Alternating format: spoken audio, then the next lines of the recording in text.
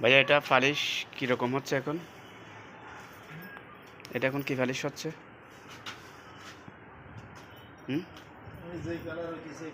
আমি এটা বুঝি না, বলতেছি এটা কি কালার করতেছেন আপনি? এটা কি কাঠ ছিল? এটা ছিল বিভিন্ন রকমের কাঠ।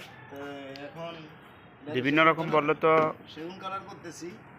তো অনেকে ওনারা বলতেছে আর কি যে ইয়ে সরিষার তেল কালার, মানে যেটাকে ফালাতেল কালার বলে। বালাতের কালার, হ্যাঁ জি।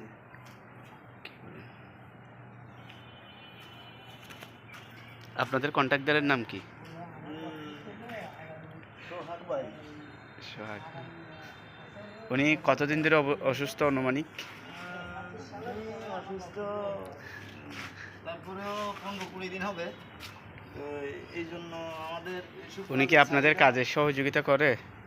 তারপরেও সহযোগিতা করে, কিন্তু এখন ওনার শরীর অসুস্থ, তো এই জন্য আমাদেরকে এমন সহযোগিতাও করতে পারে না। তারপরে আসি দেখি খালি কি করে যে সুন্দর করে করতে হবে, আমাদের নাম যাতে, আমার কাজের নাম যাতে। ভাইয়া উনি অবজেকশন দিয়েছিল যে এই দেখেন এইখানে ওই ভিতরে আছে না, ওই ফাঁকের মধ্যে এগুলো ঢুকে না। আরে তুলে গেলে সত্য এখন ওই তুলা দিয়ে বা যে কোনো একটা সিস্টেম করেন নাকি? আরে দেখেন এগুলো আগে চোখে পড়বে। ওইটি ইয়ে লাগবে তাহলে, সবাই তুলি বেড়াস দিই, এটা বেড়াস বড় বেড়াস, তো এই জন্য কেটে ছিঁড়ে কোনো প্রকারে করা যায় না? করা যায়, কিন্তু এখন আমাদের তো সময় দিতেছে না।